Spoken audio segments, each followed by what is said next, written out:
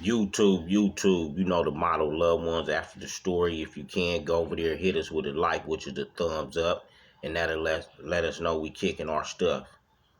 Right here, before I even start into conversation, I want to say love and respect to OG Compton for his loss with his son. And this is a touchy topic. You know, we got a lot of knowledge on the streets, a lot of knowledge with banging. But sometimes, homie, we lose knowledge with our sons, daughters, nieces, nephews, and loved ones of youth through our lifestyle, homie. You know, going to jail, living a life of crime, living in the life of the street life. A lot of us, it's not who we are today. We weren't this person we are today versus decades and decades ago, man. You know, a lot of us and a lot of the OGs, Crippin' and Blood and Hispanics and others that live this lifestyle, a lot of people had to raise their kids through the jailhouse. You know, a lot of us have to put our women and girls in certain positions to raise our kids alone, and we added our 2 cent in from the jailhouse on our kids. Then after lengthy times of homies coming home or us having a rehabilitation mindset or changing ourselves from seeing our kids, it's still new. And a lot of us came up with single mothers raising us without a man. So all this is kind of new. Still, in our adulthood, it's still kind of new raising our kids. You know, a lot of us took our way of living in the streets inside our homes as far as pushing authority or discipline or having a certain tone or structure that was set in our house that we expected our sons and daughters to live by. You know what I'm saying?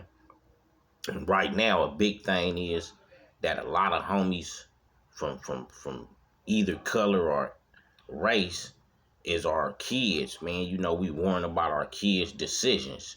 And the way life is now, man, we not on no time. You know, we used to kind of have an expectation of how long someone can get up out of this, but now ain't no expectation. So now with all these drugs and different things that can captivate our kids and our youth, you know, it's heart-wrenching, homie. I never could imagine the pain my mama could feel when I was young. You know, we look at them, they really don't cry and tell us the stories of how they was hurt. But now I can cry and tell the stories on how we hurt on our kids making the right decisions, not knowing what they doing, how they doing it, without the proper guidance, because we kind of, you know, shun our lifestyle from them because we wanted better. But we do love them, homie, throughout the discipline and everything. We just want the best. And that's why a lot of us that got platforms, we'll share these stories, hard stories of the effect of drugs that it did to us, friends, loved ones, and all that, homie. But the last thing we want is for it to hit home base where it affect take our kids, our daughters, and our loved ones away from us, man. And before I hand it off to the homeboy with On the Edge with BJ APB, I want to say, man, when we was hustling and doing things, homie, we made sure our products was cool for our community, homie, whether if it was a tear down or what. And if it wasn't good, dudes would go back and get our money back or say this or say that. But now we dealing with a youth that they're uneducated and unknowledgeable of substance and all kind of stuff, because they trying to learn from each other that's unexperienced, that they'll take anything that's deadly, knowing it's deadly or knowing it might not be no good, and still sell it to a community of their peers or friends, not knowing it'll knock you off, homie. You know what I'm saying? And I try to tell my sons, like, you know, we play jokes on each other coming up. We might take a piece, you know, dip some Sherm, roll up some Chronic, slip it on the homegirl. So we know how the jokes can go. You know what I'm saying? And it just be a joke, homie. It's nothing intentionally, homie. But everybody is not strong enough to come up off a joke. And that I just wanted to just kind of add that in, man. Just let all our kids know we love y'all. And the lifestyle that we live, we didn't mean it to affect y'all in certain ways by the parents, by us not getting along. But the happy point that a lot of people that got two parents in the house, you shouldn't look at what your moms or what your pops been through, even though we know it affect y'all. Look at today that you still got a mother and a father, or you're still your mother or your father still working with you, still want the best out of you. And it's a cold thing that they silence these new generation of children of ours, man. They didn't silence us because they can't accept the criticism that we used to get. You know, homies we didn't call each other bitches, punks. That's whole shit, whole ways. And we kind of interpret that into our family lives. And, you know, that might be destructive to our kids, but that's the way you guys listen to rap music, hear them degrade and slang words around. But when your parents on home front or your family members that care slang these words around, it's real effective to the nerve. But y'all shouldn't be like that, man. Just accept our words, constructive criticism. If we feel you got smoker junkie ways, you acting like this, you lazy and this, that, and that's how we come off, it's not necessarily that's what y'all doing, he or she, but that's the input and the vibe that we getting. And if we don't tell y'all, who else gonna tell y'all? So I'm gonna pass it on to the big homie and let him kind of fill in with me, because I never had no pops, homie, and it's still new raising all my sons with all these things. So I want to get, ask the big homie, can you touch and ping pong with me?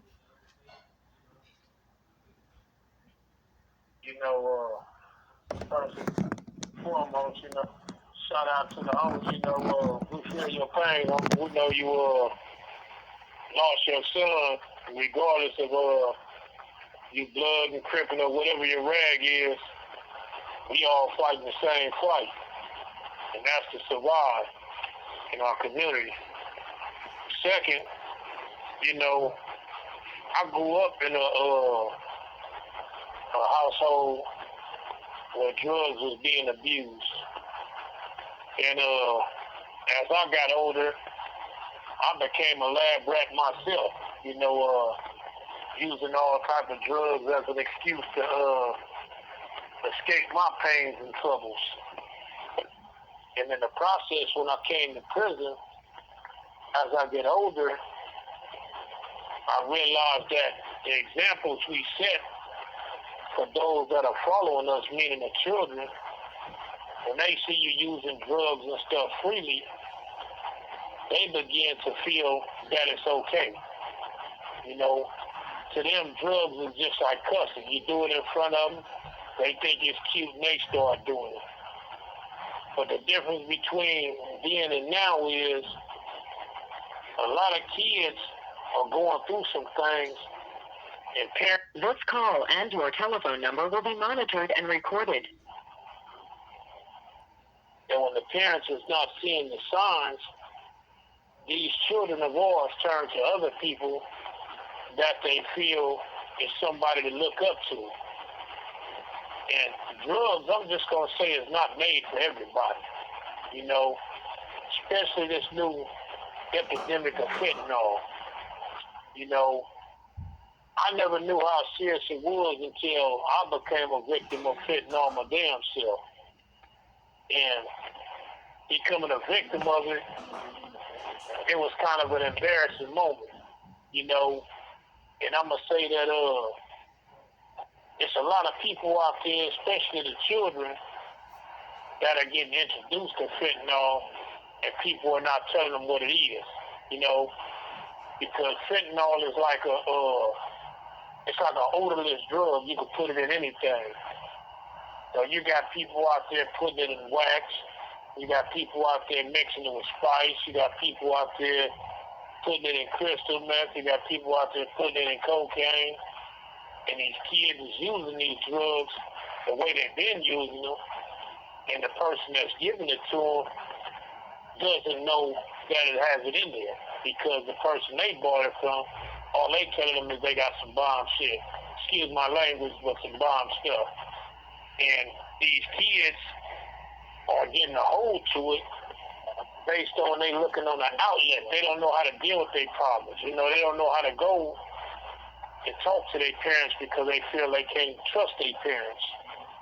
And as parents, that's where we come in, and we have to be more in control of the decisions we make. We have to be more in communication with our kids. You know when to be a parent, but at some time, you got to be the big homie or the big homegirl to your kids and teach them right from wrong and show them that they can come to you and you will just listen to them sometime without criticizing them. You know, because sometimes that's what it be. They be wanting somebody to talk to that won't judge them. And a lot of times when they come to us and tell us something, we start cussing at them because we feel they should know better. And that's what make them don't want to come talk to us. They're like, man, I don't want to be cussed at every time I come tell you I'm having a problem, you know. I want to be comforted. And we have to be mindful of that. These kids are our future, as I say. And what we put into the universe, that's what we get in return. So if we using all these drugs in front of the kids, what you think they're going to do? You know, it's hard to teach a kid not to get high when they see you getting high. Same thing with cigarettes. If you smoking cigarettes in your kid, eventually one of them is going to try a cigarette because they see you doing it. They think it's a way of outlet. We have to be more vigilant of our kids, and we have to do the best we can. You know, I'm not saying we perfect because some of us weren't raised with fathers and mothers in our household. We learned from the whole community helping out. You know, like me, when I was coming up, they could leave me outside and didn't have to worry about me getting kidnapped because the big homies would watch me. The big homies was out there making money, and they'd be like, come down here, or they'd put me in their house and set up a video game or something, and I'd be down there in their house kicking it. You know what I mean? And my parents knew I was all right. When my parents didn't have food, I could go to the neighbor's house and eat. You know, kids don't have that luxury these days now, you know, because a lot of people on drugs and don't have food in their house. You know, and some people are not on drugs, just having a hard time and can't really provide for their kids like they want to. So the kids looking for an outlet. So, you know, the subject is deep, man. It's real deep, and it's hurtful because we keep losing our children. You know, every time we turn around, we losing somebody before they get a chance to show their potential. You know, we losing people before they get 21. We losing people before they get 30. You know, and it's not the cancer. It's the man-made problems. You know, and the only way we're going to be able to help them, man, is got to be... You have 60 seconds remaining. Man. Hand it back over to you, Frank. Hey, man, I appreciate you collabing in with me on that, man, because that was a touchy topic right there, man. And once again, respect and love to OG out of Compton for your loss. And hopefully the youth can understand that we love them, man, as y'all parents, fathers, mothers, aunts, uncles, big cousins, big brothers. We love y'all and we want the best for y'all, man. So even though we may bother y'all and keep repeating the same message, it's for a reason. We don't want y'all to repeat what we went through. It might look jazzy because we surpassed it, but all our friends didn't surpass it. So we gonna leave it like that, homie. 89 on up, homie, with On the Edge with BJ APB. And you know we gonna send that G stuff and not that Ye stuff. We out.